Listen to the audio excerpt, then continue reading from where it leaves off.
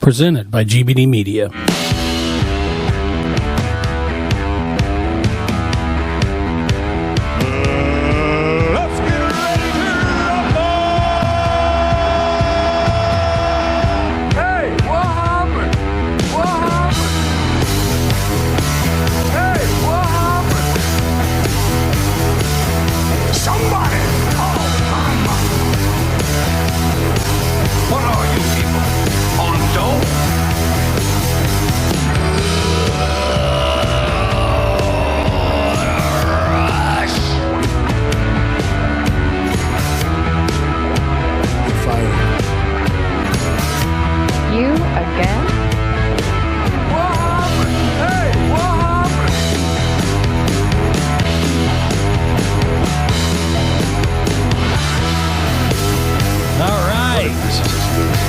Thanks for joining us here, everyone.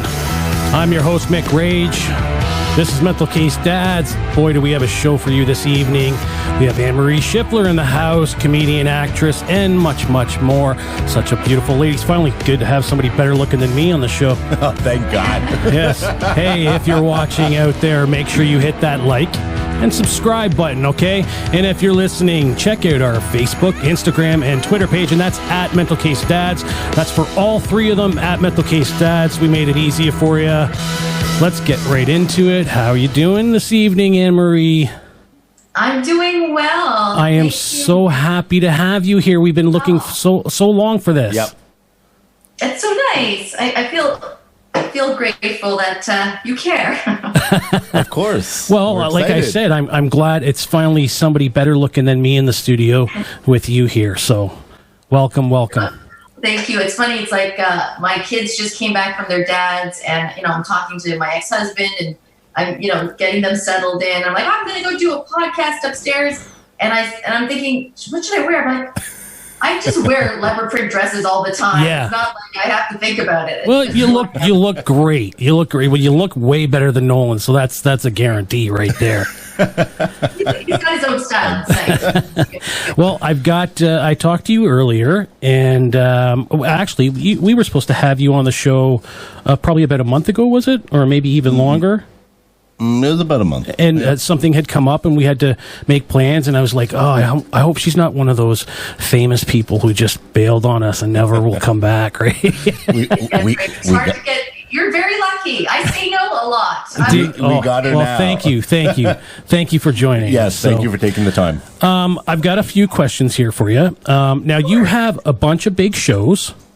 And one of them is it really pops out, especially to a bunch of perverted guys like us. And that's no, stop. Don't put you in that. Don't put you in that. I am not like you.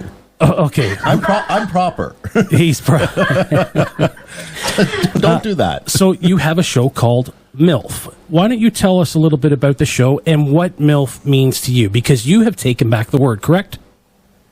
Yes, I've claimed it and renamed it. Tell us about it. Well, first of all, Mick and Nolan, it's MILF Life Crisis. So it's MILF a joke. Life Crisis. Yep. Yeah, because the idea is you're going. I'm not, because I think I'm living to 207, so I'm nowhere near the midlife. But so I have to just kind of go back a little bit. So for me, I came, out of my small town to become the big actress, movie star, and everything that I am. Yep. And what I found was that I started to create my own material, like, stand-up comedy and my own shows and stuff. And I was gaining a lot of traction with that. And the big probably thing that people know me for a lot is my 1 Hour Comedy Now special called Not Getting It. And that was about dating. Yep. And not getting married and not getting laid, and trying to be a good girl. It's a very good show. And they still play it, and they've been playing it for a long time. Yes. So I'm very proud of that. That's awesome. You should be. Yeah, absolutely. Yep. When you were a little girl, did you aspire to be a comedian, or did you want to be something different? No, I aspired to be, a movie star, TV star, all that. Like I loved entertaining people. Yeah, and Hollywood and everything. Like I was like, there was no. I was 4 years old, and I made the declaration, that I would be a movie star. So you've seen the stars right when you were a kid. You wanted to be the famous actress, and that's awesome. Yeah, and so I was prepared. I mean, I went to theater school to be, Lady M and make everyone cry. But everyone was like, "You are so funny." I'm like, "I am," So then, being comedian or being in comedy, it found me in a way because I'm good at it. And apparently it's a skill that not everyone has, and that's where I'm happiest. Where I'm so happy is to be, making people laugh and cry at the same time. And if you ask me, what would you like to watch? I'd be like, is there an Adam Sandler movie we should watch? Like, I love. Yeah. To me, it's all about laughing your head off. Of course. Yeah. Anne Marie, you hear a lot that whether it's comedians or actors, when they go into their role or they get up onto stage, they take on a different character. When you get up on stage, are you being you, or is there somebody else that comes out? That's a really good question. What a great question. Well, I do feel I am happiest on stage, and I think that I was at 14 years old doing a high school play, and I went, okay, if I can get that feeling every single day of my life, shoot me now. It was so good. But when I am on stage doing stand-up or doing my Anne Marie character in my shows, it's the exaggerated version of me. It's based on me, but it's like the Anne Marie on stage, and especially in MILF Life Crisis. I have a really, really close friend of mine who loves the show. He says, you get on stage and you've got this love me character, which is so it's so fun to watch people vulnerable on stage. And I'm on stage in this, I wrote Not Getting It, I wrote Suddenly Mummy, and then I wrote MILF Life Crisis. And the MILF Life Crisis show has been so successful. I mean, they all are quite successful, but right now at this stage of my life, we are in a period where we are looking for love again, when you should be cuddled up with your hubby and watch your kids, and so I'm able to be on stage going, what do I do now? And be all vulnerable. So it's sort of the vulnerable, funny, exaggerated, ridiculous version of me. Well, the real me, I'm not loopy. I got my shit together. So what do your kids think about your show? Like, have they seen it? Will you let them watch it? Do they know? No, not even maybe. Yeah, I don't think so. I wouldn't either. That's awesome. They're funny. They're funny because they're now teenagers, and they're when the whole COVID thing started, we were all together. We're in lockdown. So and when they were at their dad's, I missed them, and I was going through my old videos, and I started Instagram sending them my TV commercials, and I have 50, So over the years, and so it's like, why did Mom send me a Harvey's commercial where she's smiling at the counter? I saw that the other day, your Harvey's commercial. What's wrong with Mom? Mom's lonely. Now, so that stuff, they can watch the TV commercials, they can watch, the guest starring roles, but I don't want them to watch Not Getting It. The comedy special that and the MILF Life Crisis in its live version, it does have some, things, sexy stuff. things. What kind of sexy stuff are you? You're holding back there, Anne Marie. Come on. This is interesting. It's like, how do you be? This is a good philosophical question for the three of us, because I used to do a dinner theater called His Majesty's Feast. Okay. And it was before your time maybe, but it was run by this guy, Stephen Elias, who also ran the Laugh Resort, and he would come and we were dancing, singing waitresses, wenches. We were wenches. That's awesome. And is it though? maybe it is. It is. Oh, that's funny. That is funny. I was Wench Bailey, by the way. 'Cause That's awesome. I was such a lightweight drinker. That's the old drink. You said your kids are in the teenage years, right? I have. I've got 3 of them of my own, and I'm at the point now because you said you had missed them when they were at your ex husband's place. I'm to the point now where I can't wait to miss my kids. Like I want them to move out really badly. How old are they? I got a 24-year-old, a 19-year-old, and a 15-year-old. And Wow. so the 2 older ones, they were already gone, but then when like the whole COVID thing happened, they came back. And not only did they come back, but they brought their cousins with them. So I've got like a house full of people here all the time. My wife was just shitting bricks that our hydro bill was like $500 or whatever it was. She's dying. Like, what do you expect? You got 100 people here all the time, like, you know. So hold on. I just want to backtrack. Anne Marie, what's this hypothetical question? Oh yeah, the philosophical. And you The have to tell me philosophical question. Okay. Sorry. You have to tell me how many kids you have, Nolan. I have 2. I have a 13-year-old who's going to be 14 in October, and I have a 6-year-old, both boys. Wow, nice. Yeah. Congrats. Yeah. I love boys. I love the boys. The boys are good. The boys are good. You know, I hate this. I love my boys, and if I would have had one of each, that would have been perfect. And I think, you know, when my So one of your kids is not perfect, is what you're. Oh, that's what I just heard. No.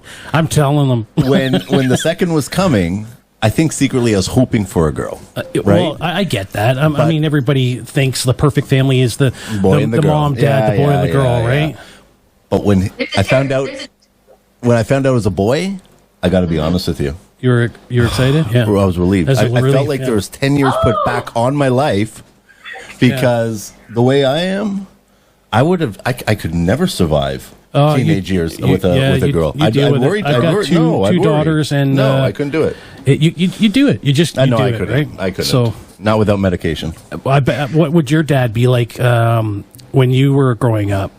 He was. As soon as I became a teenager, hell. It was hell for him. It was hell. Yeah, yeah. That's a. Yeah. He That's. hated every teenage boy who came around, and I had so much shame. Yeah. and guilt. And You bring shame to my family. Yeah. Yeah. Yes, good boy. And that's okay. I'm a boy, and I bring shame to my family all the time. That's why I do this show. So, Okay, back to the philosophical question. Thank you, Nolan. So I was saying that I was doing His Majesty's feast, and the owner, he said that women can't be funny. oh wow. Women can't be funny, and that even Jerry Lewis, the famous comedian, I think he's dead now. He said that women can't be funny, and there's been discussions over the years, not always great, but at the time, he said that, and I really, I think I understand that it's rare. I don't know if it's rare. I think it's rare to be, genuinely funny all the. I don't know. I think it's a hard craft. Let's say it's like Definitely. It's also subjective. Some people just love certain comedians, and some people don't care for them, and some people. Yeah. So It's I don't know what kind of say. It is subjective. I agree. 100%. Like what I may find funny, you may not. Do you think women can be funny, boys? Do you think Absolutely. That's why you're on my show, girl. 100%. I love you. You're so funny. Yes, absolutely. Absolutely. Absolutely. And that was actually one of my questions. You kind of already brought it up, but coming up in the industry of a dominant male industry, did you find it difficult being a comedian? Like, did you have? I'm sure you had like hurdles you had to overcome. Oh yeah, I would say that it was weird. Not weird, but you do what you do, and you're passionate, and everyone's passionate, and then you're in comedy clubs, which is not always. This is back then, not always embracing of the female comedian. A little bit more like, oh great, look Miss cheerleader coming over here, or oh here comes Miss Beauty Queen.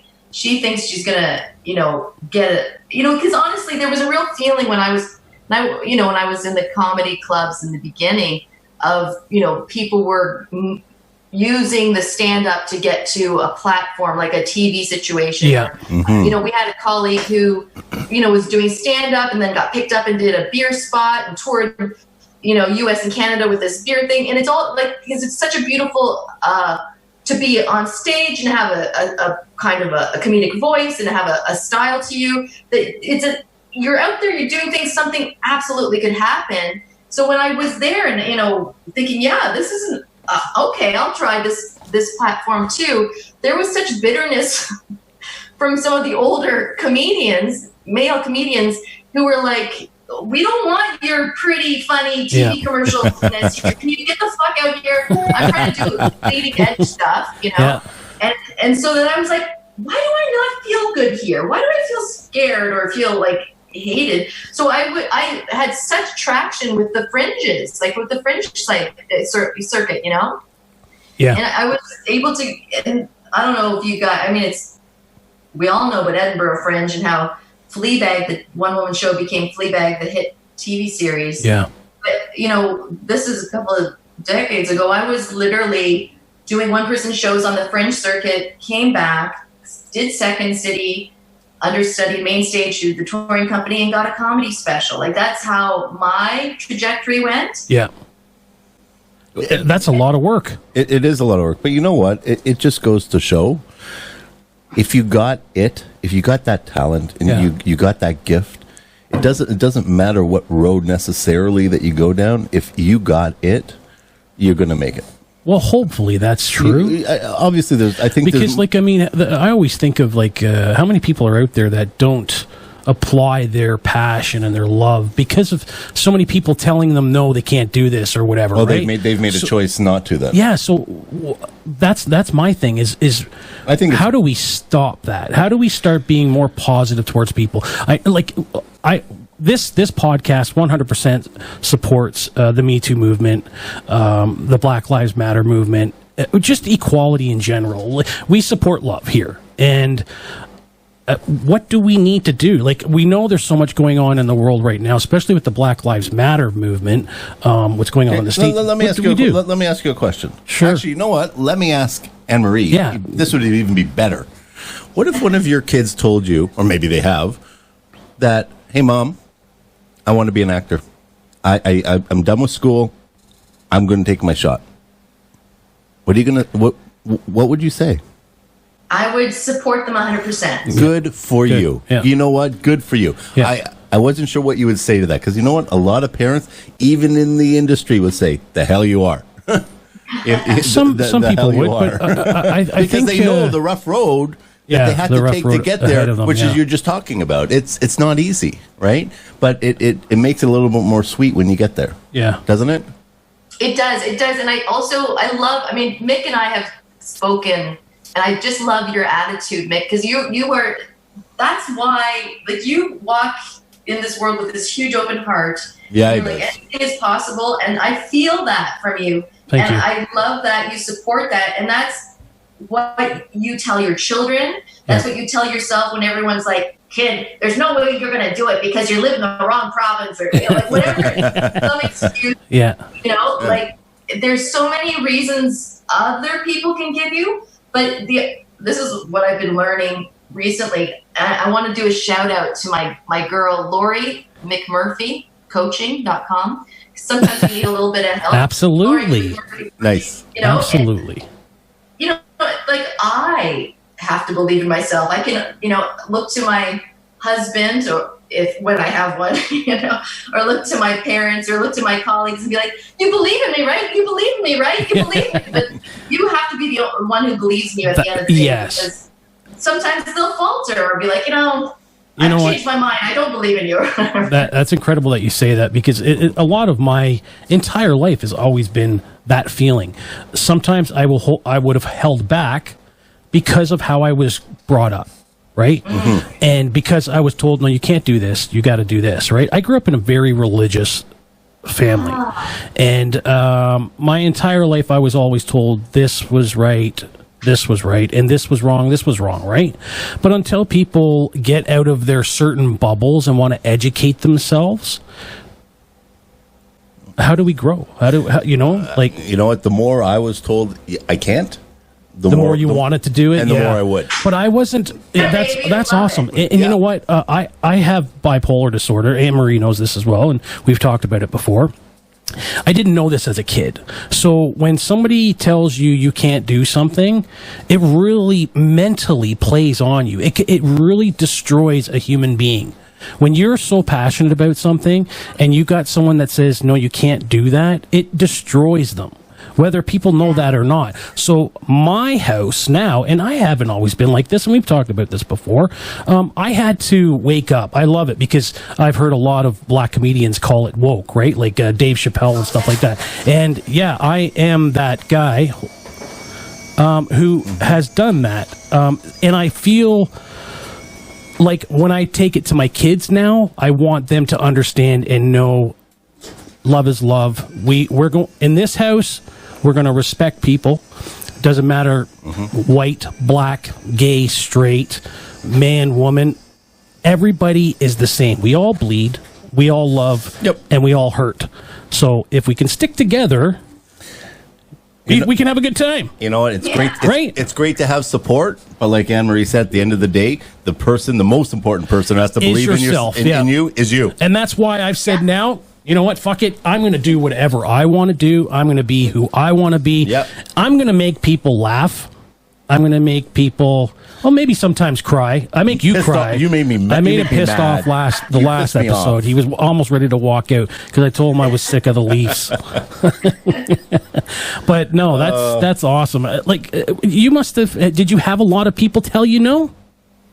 Oh, sure, for sure. Yeah, you if you're born in Canada, you're told, well, there's nobody in Canada that cares. You can't get in Canada, you have to go to the States, which is why I am in both LA and Toronto. Yep. But so I had a lot of that to kind of hurdle to get over. And then I also got, I'm from a very traditional Polish Catholic family. Yep. And so I had like cousins who are still going, I still don't get you. Like, I mean, there's, I'm definitely the pioneer or the black sheep of the family. But it, like you said, Mick, you want to be happy. You go for your bliss. And it's like, I couldn't stop myself. I tried really hard to be a lawyer, but I ended up in theater school. Like, I literally went to get a degree first so that I could go to law school. But I was doing TV commercials while I was at university and doing plays and getting, my equity card. And I was like, I have a feeling I'm meant for, and I went after university, I went to theater school. And then, I resented my father for, saying, you have to get a university degree. I don't think it's true anymore. I think you need to be happy every day of your life and to be in service with your joy, right? Yes. It sounds, I'm kind of telling everybody, first be a megalomaniac, first be selfish, like first put yourself first, which is especially to parents, especially to mothers, like when I wrote Suddenly Mommy, okay, I have to tell you about Suddenly Mommy. Can I tell you about Suddenly Mommy? Tell us. I just cross off that question now. Oh yeah, cross it off. You know what though? I'm not leaving it until I talk about it. Just before you tell that, I just wanted to speak to your point there. It just goes to prove it's great to do the things you want to do, but there comes a time in everybody's life it's time to do what you were meant to do. Absolutely. Yeah. Yeah. Yes, absolutely. Right? I like it. No, yeah. He would definitely do a better job. Okay, go ahead. Tell us the story.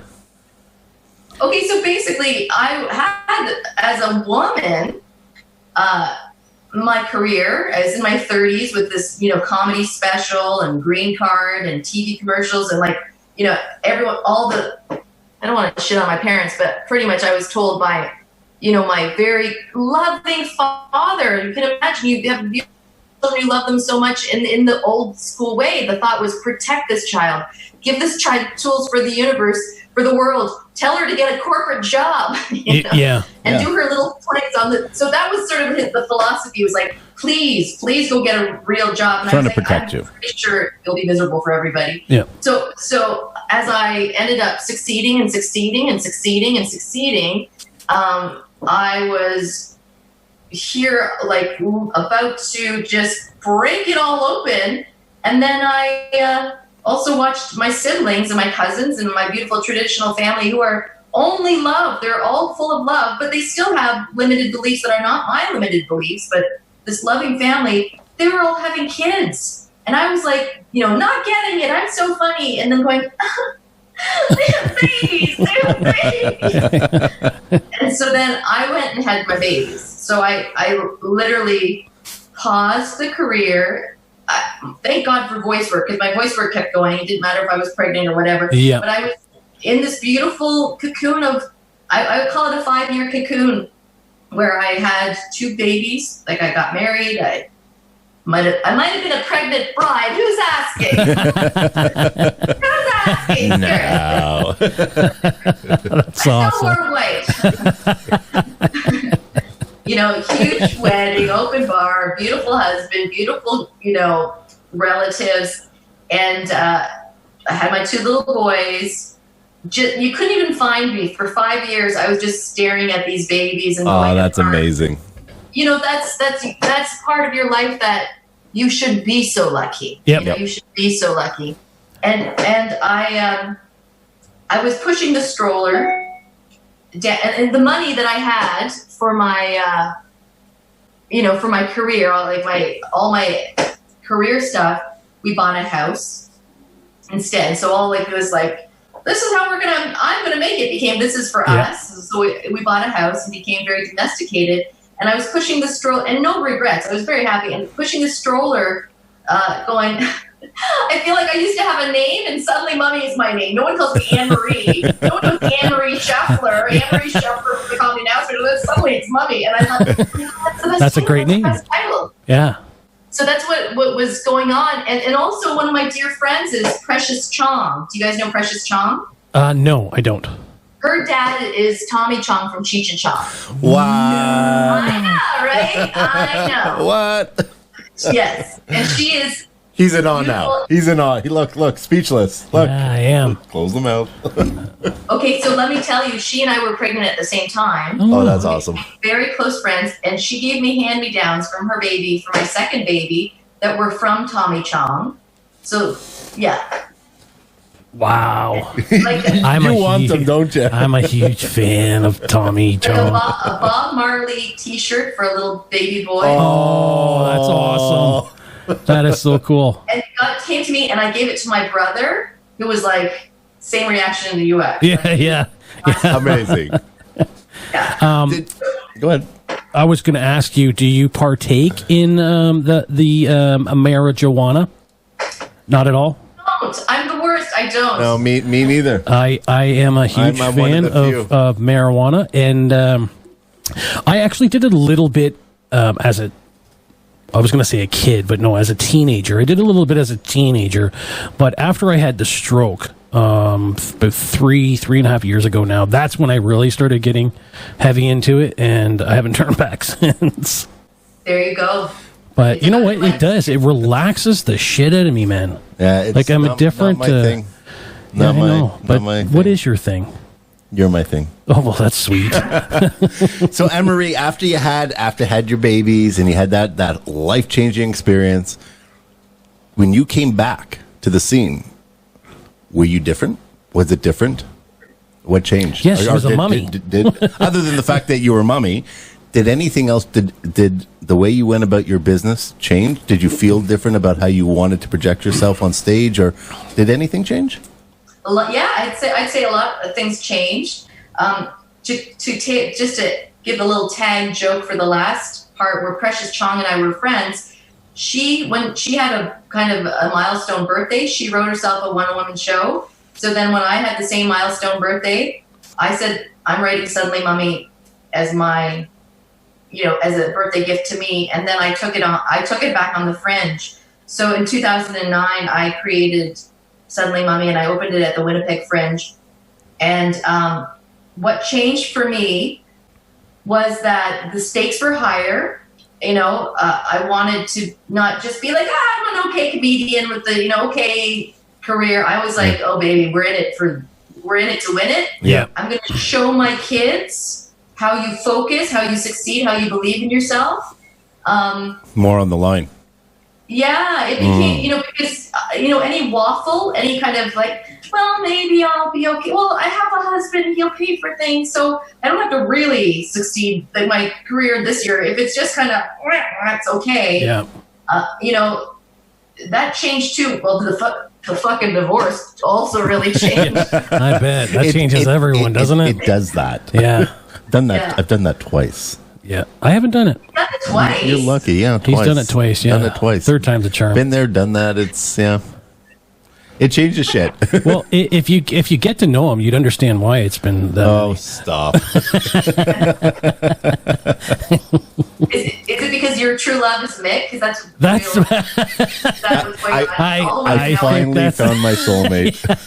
They're like, you can't compete with your buddy. You can't compete with me. It's actually funny, our story, how we found true love together.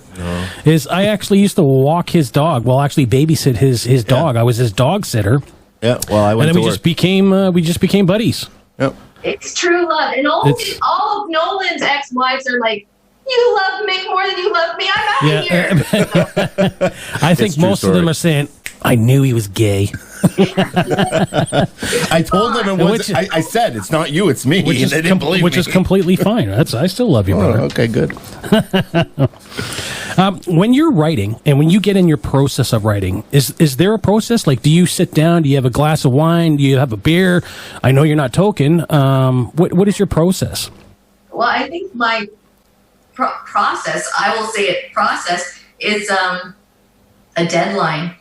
That'll do it to everybody. Yeah. The secret to success is a deadline. I want to say too that a secret to my success was starting my career with the Fringe circuit, doing a lot of one-person shows. That gave me stage time. I wanted to mention that just for anybody who's listening who's a stand-up comedian, to consider that you get better with stage time.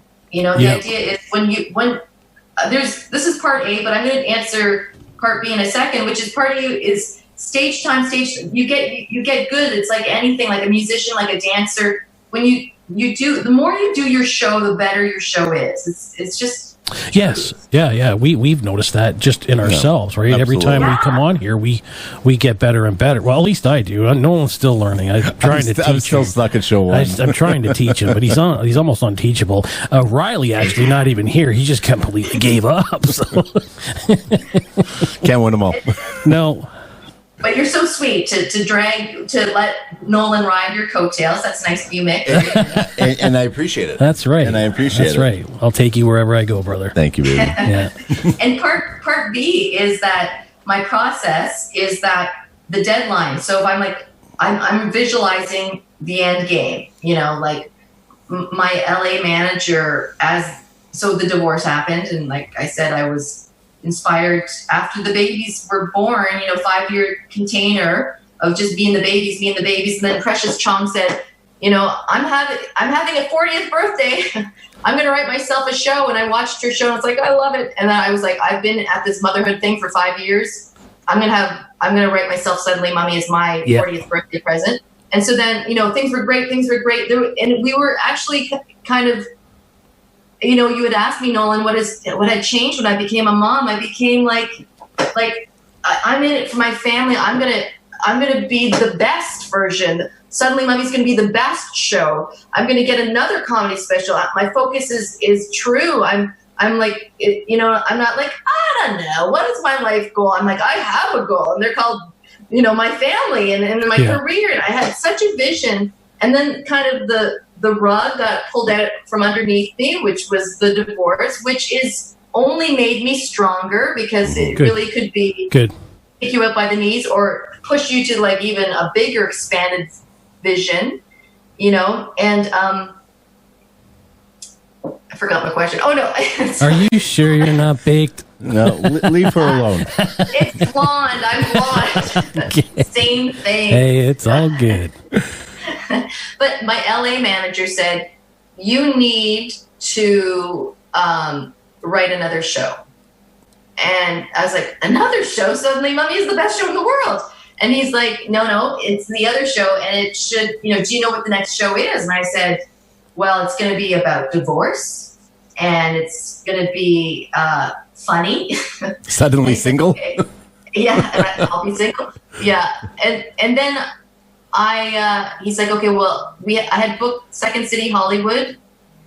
You know, I had 3 shows lined up that I was performing there, and he's like, okay, so we're going to change. You can do 1 Suddenly Mummy, but 2 of them are going to have to be your new show. And I was like, okay. And I think I had like maybe a month and a half to sort of write and put together a new show. That doesn't sound like a long time.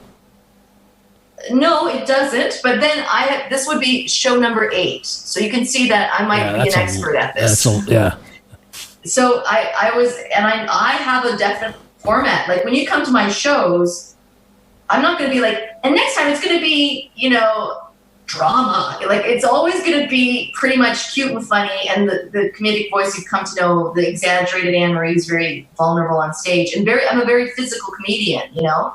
So I know how to make my shows, and I'm good at it. I love it. I'm a megalomaniac. You got me. But so I have this deadline, and this is the best. You're gonna love the story. So my friend Rosemary Doyle at the Red Sandcastle Theatre in Toronto, by the way, it may have to close its doors. So if you, no, I know. So we're gonna, when this goes out, shout out to Rosemary Doyle on the RedSandcastleTheatre.com and see if you can help her keep her doors open. I'm doing my best to be so rich and famous. I'm the philanthropist. So give me a week. Yeah. But I'm literally writing the show, and I have the theater booked at the Red Sandcastle Theatre, and then I'm going to be performing in front of agents and agents and industry people in LA. So I have this sort of a container of like, you got some fucking success to create here. So I'm writing, and this is the truth. My girlfriend from New York, she says to me, listen, she phones me. She goes, I've never told you this before, but I've been having problems with my marriage. Well, he finally left. I'm getting into the minivan, and I'm driving me and Matthew, that's her son, to Toronto, to your house where I was.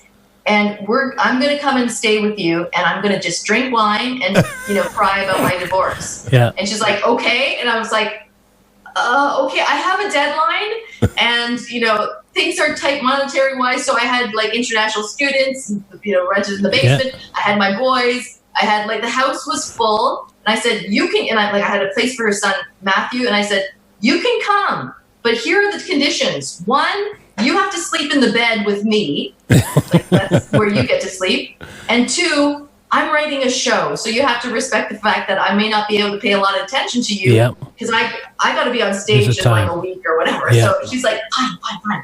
So this hilarious friend of mine in real life, her name is Erin. She arrives like tears and boobs and sun and divorce and wine and and she's like a very voluptuous, gorgeous woman. She was married for 23 years, 5 kids. So she is fucking sprung. Like this woman, and Catholic, born in Chicago, Irish, Italian, so traditional for the family. For the first time in her life, she is sprung. And she's in my house, in my bed, drinking wine. She's on Tinder, swiping her little heart out.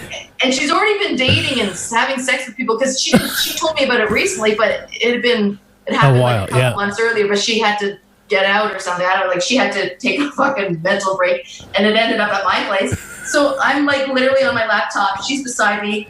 I got a wine glass beside me. She's got her wine glass. She's on Tinder, just like going, I know you're writing, Anne Marie, but look at this text I got from Jerry. I'm like, at first I was thinking, she's interrupting me. Then I went, she's my fucking show. Yes. The universe had sent me the show. Oh, wow. And you see that? Bang. Yeah. That's awesome. Nolan, you said, what is your process? It's like, I don't know. Sometimes it just comes. Sometimes it lands right in your lap. Do you find, because like you said, you take it comes down to time with you. Do you find most comedians are procrastinators? Maybe, maybe they are. I know for me, a deadline always works for me. It always works because I have I think we should. Okay, this is totally going back to the spiritual stuff.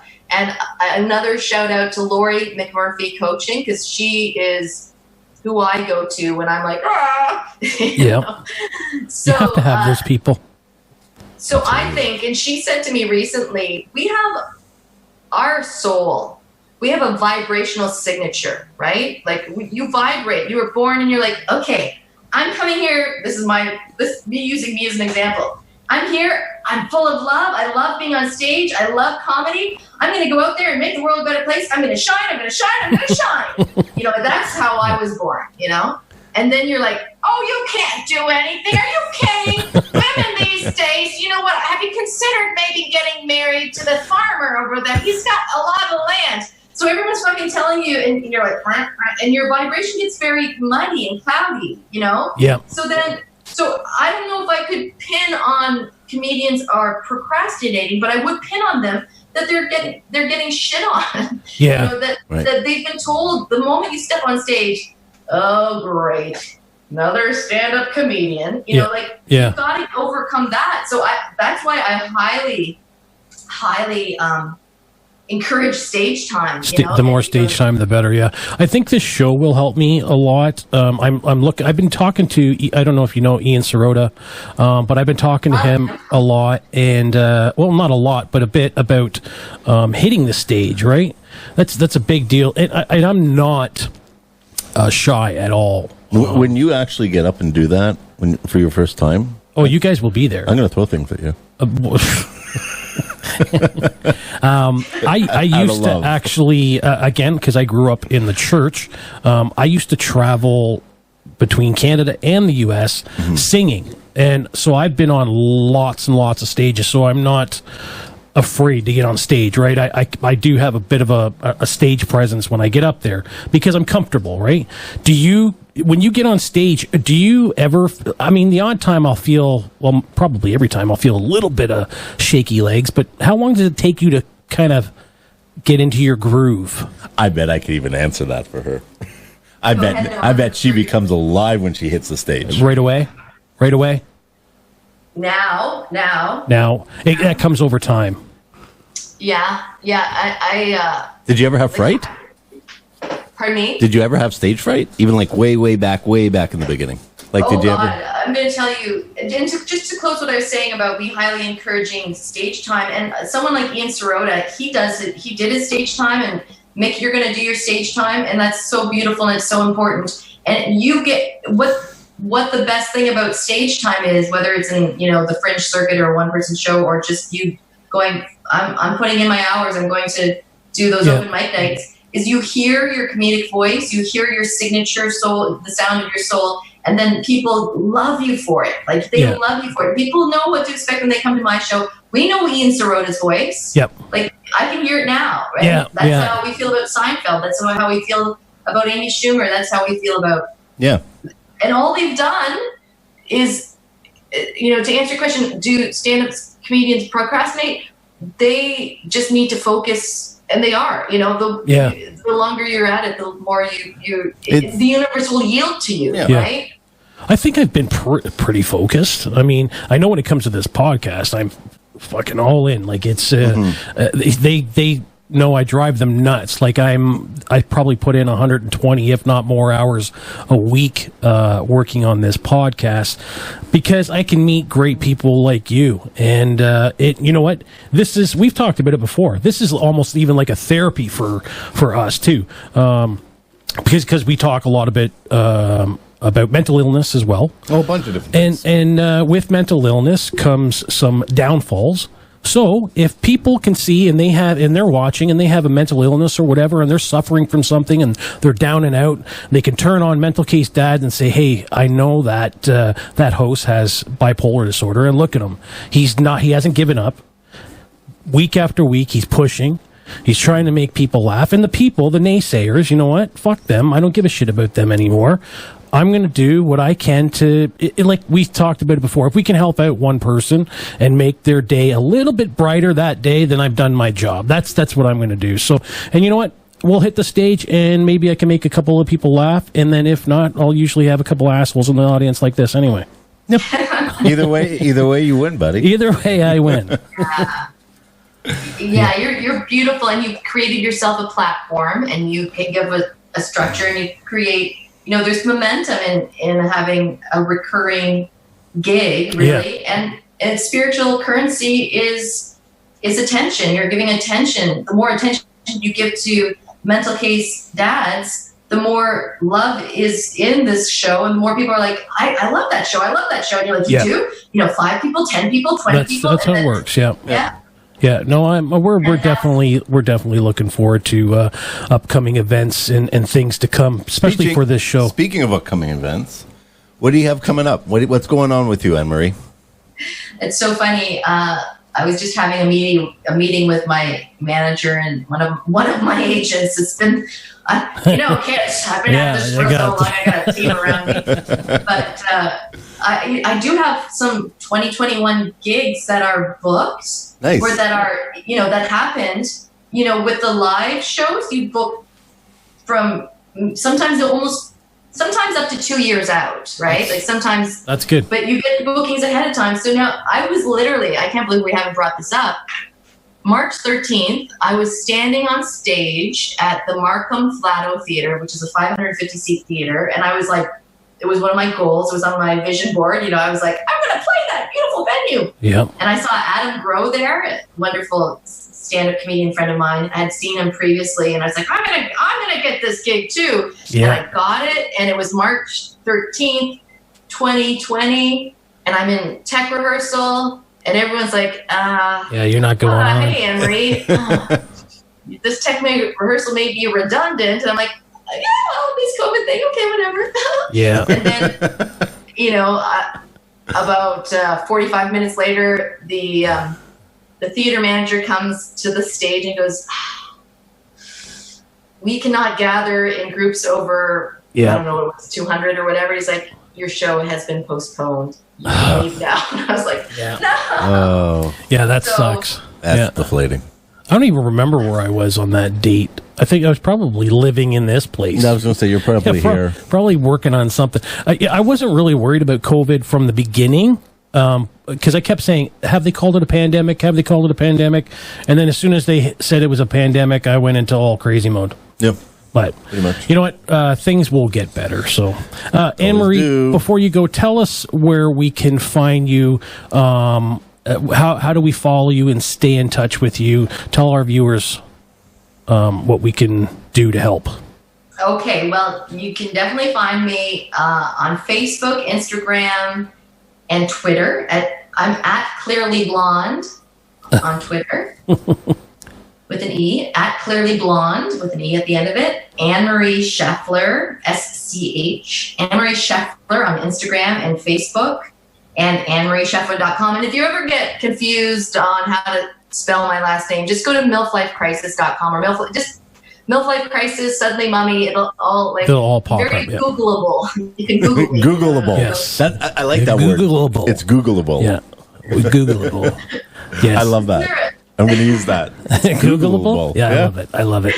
Well, thank you so much for joining us. Yes. It's been an absolute pleasure. Yep. You're such a beautiful person, inside and out. Thank you. It's been a real pleasure. I will stay in contact for sure with you. Great person. Everybody, Anne Marie Scheffler. We love you. Thank you so much, Anne Marie. Thank you so much. Thank you. Be well. All the Cheers. success in the world. Bye. Thank you. You guys are great. Love you. Love you Bye. guys. Wow. Beautiful lady, eh? Wow. Yeah. She was fantastic. She is funny. She is very funny. She's funny, but you know what? She's real. Absolutely. That's how I felt. I felt you know what? She's like just a very, very real person. She actually phoned me on the phone. She's called me a couple of times, and I've talked to her. Very personal, very easy to talk to, very understanding and supportive. Especially, I told her about my situation and things like that. Great person. I was so stacked to have her on this show, and she knows that too. So, well, when it was you told awesome. me that Anne Marie was going to come on the show originally, I was pumped. I was like, this is huge. Yeah, this is big. This is great. Yeah, I was excited. And you know what? She was everything as advertised and more. and more. Like she surprised me at every turn. Like That's good. She's a very grounded person, for someone she's done a lot. She's a very busy woman for sure. And you know, she's pretty grounded about it. And she was very That's you know what? It's nice to have guests on the show. Period. Oh, right. Always appreciate it. It's always better to have guests on the show that you can really enjoy and really. We've been lucky that way. And really commute with each other. Yeah, we've been very fortunate with all our guests. And anybody who's ever been on the show, we thank you so much for helping us out. It's been a tremendous pleasure to do this for you guys. Things are getting better, man. We've got a couple of things we've had in our minds, a couple of things like the concert that we want to do and the live thing that we want to do. And we'll probably start getting more into that in the next upcoming months. Hopefully the COVID thing, we can, I would like to do it at a venue or at a park or something. Yeah, well, I know, but that's the toughest part, right? That's the vision, right? Yeah. To have that. Like I said, let's, again, like in a hypothetical here, say and there's so many platforms we can use and causes, but let's just say we stick with the kids and we're going to do something for Make-A-Wish or Children's Wish. Yep. And we say, okay, you know what? God willing, this whole COVID thing, it just continues to get better. And next spring rolls around and we hit summer. And you know what? Hey, Mick, got a great outside venue.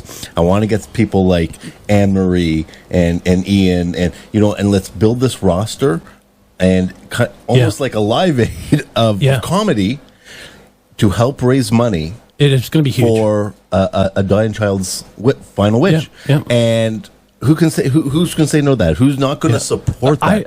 Because we talked about this before. And this is not about us. And well, a little bit about me, because remember the dying wish thing? We're hoping that kid will take me with them, right? You want to go on the trip. I want to go on the trip. You selfish son of a bitch. I think that's got to be part of the deal. Okay, the only way we're doing this is if you take Mick. No, all jokes aside, that was freaking awesome, man. Great. I was so excited. Anyway, how you been since your little hissy fit from last week? Stop. Oh, are you okay now? Well, you're here. I'll be honest. I think I got to go see my doctor about a possible hernia, and I wonder how the fuck that happened. You got a hernia? I don't know. I got pain. I think it got worse after the show, and I'm wondering why. Asshole. Because you got all worked up. Blaming me. You got me all worked up. Do you honestly think you have a hernia? I think maybe. You got a bulge or anything? No, it's not in your pants either. Right? Okay, that's it. I'm done. I'm done. I want to go home, mommy. You can't go home yet.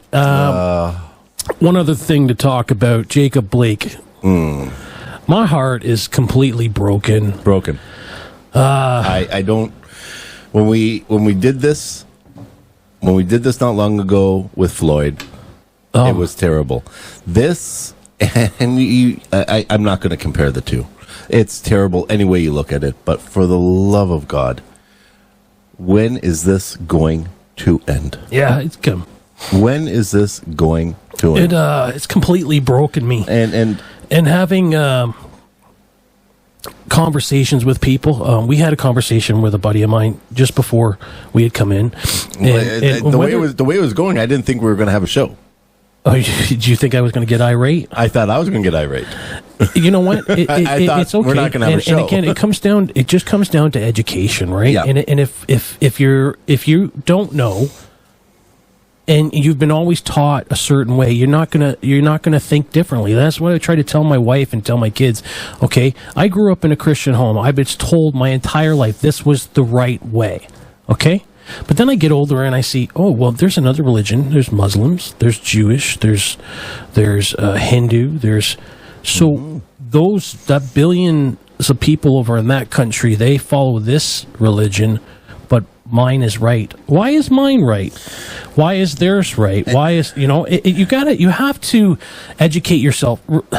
If you are a religious person, that's okay. People gravitate and hold on to things. You are entitled. You're entitled to your opinion. However, when you want to bring religion into it and bring hate into it, and you can tell me, no, I don't hate these people, God loves them. Listen to me. I have a brother, and he's in the middle of transitioning right now, and I haven't talked a lot about this on the show because, quite frankly, it's a family issue too, right? But my family is not for that at all. He's transitioning to be a woman. So I call him my bro-sis. And he's completely fine with that. Or she's completely fine with that. And it is very strange to me. Mm-hmm. Daryl knows that. Her name is Asling now.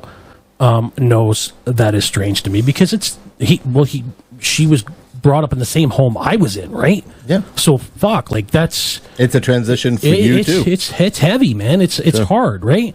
So, but she knows I support 100% because I want to change my views, my small-mindedness, right? Why do I need to say you can't live like that? What does it affect me for? It doesn't. And you know what? I used to be the exact same way. And I think at some point, so you talked about religion. This person believes in this, they believe in that, they believe in this thing. And you're brought up believing one thing. And then you talk about educating and knowledge. When I started to do and learn, talk to people, you know what ended up happening? I believe a little bit what you believe in. I believe a little bit about what you believe in and a little bit about what you believe in. Yeah. And since you put those all together, it's not really a religion. So I say I'm spiritual. Because there are certain things in different religions I buy into. And there's others that I don't. And that's okay. Yeah. Yeah. Everybody's entitled to their own opinions. Absolutely. To their own. But it should not breed hatred and violence. That's right. That is not what it's about. Tell me who's God. Okay, what God or whatever it is, higher power, whatever it is you believe in, any way you believe it. How can you tell me that they condone hate and violence? I don't believe that. No, you can't. You can't convince me. Where does that come from? That you love and you're all about love when everything that comes out of your mouth is hate. No. Not only hate, you're freaking talking about everybody behind their back. That's, you know what, that's a whole other situation. Sure. But our thing right now that I want to talk about with Jacob Blake is the change that we can make. Right? And with that being said, what is it that mental case dads can do to help Black Lives Matter? And that's talk about it. This is the platform that we have. I don't have a voice like LeBron James. LeBron James has millions and millions and millions and millions of people that follow him, and he can talk about it and reach a broad spectrum of people. So the little people that I can talk to, like you let's said, do that. If you can change one person's mind, then hey, then I've done my job. Then you know what, this platform works. We've made it better a little bit for because you know somebody. what, if that one person can change, guess what? They're going to change somebody too, and then they're going to. It just snowballs. Yeah. Right. So you change one, you change hundreds and thousands. Like it just snowballs. You know what? And I think we're on the right track. I think when it came down to George Floyd's death, I'm so sorry that had to have happened, but I think it did create a change. Mm-hmm. I've seen it. I've grown up with it my entire life. I mean, COVID might have a little bit to do with it because people have a little more time to get out and protest and things like that. There's a different type of focus. Yes. But now, like, we're looking at the national sports teams, world sports teams, whether it be soccer, baseball, football, in the middle of a playoff hockey, playoffs. They are shutting their games down and saying, you know what, we've had enough. We want to go home. We want to go home. It's time for a change. If we can't get change and have equality for everyone, just so everyone's aware, Black Lives Matters isn't about Black lives, period. It's about every individual. And until a Black person's life matters to you, then no lives matters. So that's what they're getting at when they say BLM, Black Lives Matters, and not all lives matters. That's the reason, because BLM is all lives matters. It's about equality for everybody and anyone. It doesn't matter, like I said before, gay, straight, white, black. It's about everybody. It's about change for good. And let's face it, like, you know what? Let's call the baby ugly here. Black lives have been at the bottom of the totem pole for a very long time, long. And it's not right. No, it's not right. It's not right. Yeah. You know, so it's not. I hear people say, well, "What about white lives matter?" White lives do matter. Everybody's lives matter. Yeah. But we're not at the bottom of the damn totem pole. We're not. Okay, no. we're not. Even if we are a minority in certain places, we are still at the top of the food chain, and that's wrong. Yeah, no. Everybody should be there. It's an unfortunate circumstance. Terrible. I have never it enrages me. I have never had to feel uncomfortable.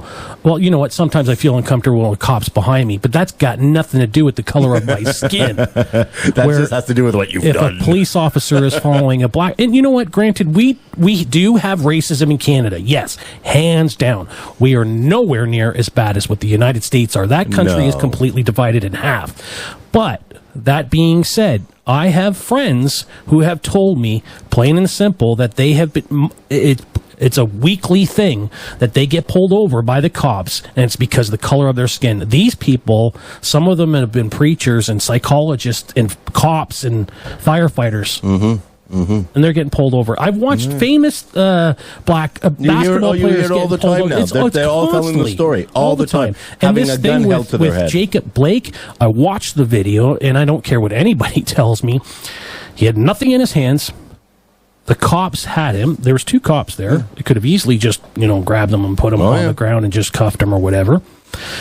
That wasn't the case. They just opened fire on this guy, and I know. I can't even. It's disgusting. I don't get it. But you know what? We will stand with always. We will stand with you. Always. And yeah, what can I say, man? I think that was a fantastic show. I think we covered a lot. And thank you again to the beautiful Anne Marie Scheffler. Thank you so much for your time. So much fun. Yeah, man. You got anything coming up or what? You got anything to plug? You got shit? Nope. Nothing coming up. He's got nothing coming up. He's got nothing in his pants either. Thanks for listening. Thanks for watching. Yes, and make sure you hit that like and subscribe button. Okay? Please hit that hit that like and subscribe button. And if you're listening out there, make sure you check out our Facebook, Instagram, Twitter. Oh shit, I forgot to say it. God damn it, we got TikTok. TikTok. All right, people. Love you. Peace out.